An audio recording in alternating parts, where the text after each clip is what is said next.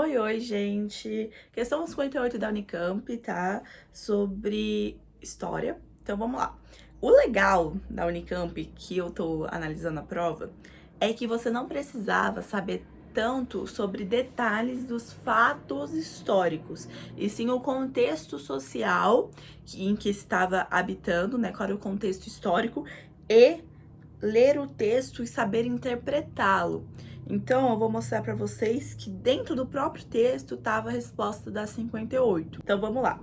As estimativas sobre a população de Palmares no século 17 oscilavam entre 5 a 20 mil pessoas, ou seja, para a época é uma comunidade grande, tá? A crônica abaixo de 1678 descreve o território palmarino. Então, vamos lá, ele começa falando assim: reconhece todos obedientes a um que se chama o Gangazumba, que quer dizer Senhor Grande.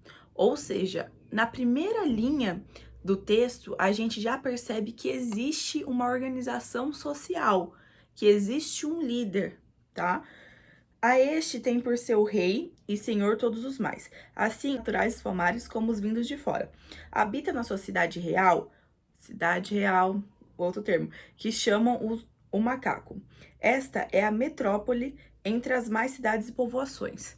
Ou seja, é uma organização social muito complexa, porque não é uma cidade, é uma metrópole, uma cidade central e algumas cidades periféricas, vamos colocar assim. A população de Palmares, ela já tinha um nível social muito complexo e muito organizado. Esta fortificada toda em cerco de pau a pique, com torneiras abertas para ataque e defesa.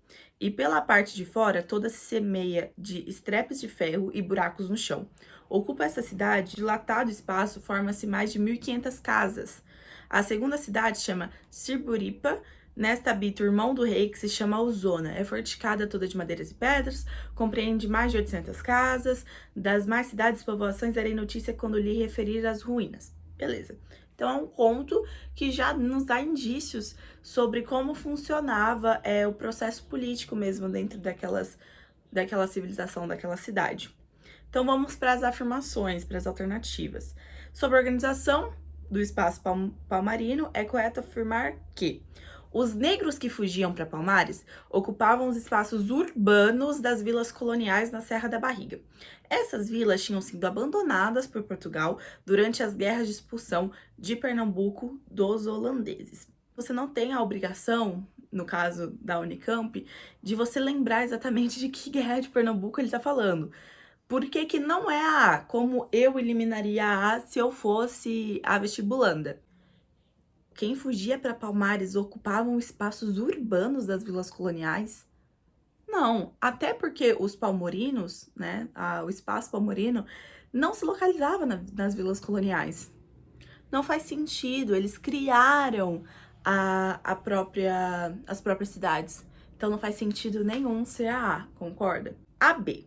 O que se convencionou chamar de Quilombo dos Palmares era uma rede, ou seja, rede mais de uma cidade, de povoações fortificadas formadas por centenas de casas e interligadas por meio de um sistema político influenciado por lógicas culturais africanas.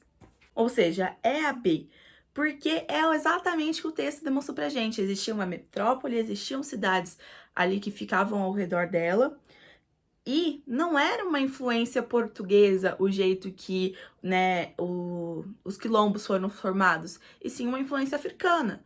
Porque a gente tá falando de escravizados que montaram suas próprias cidades.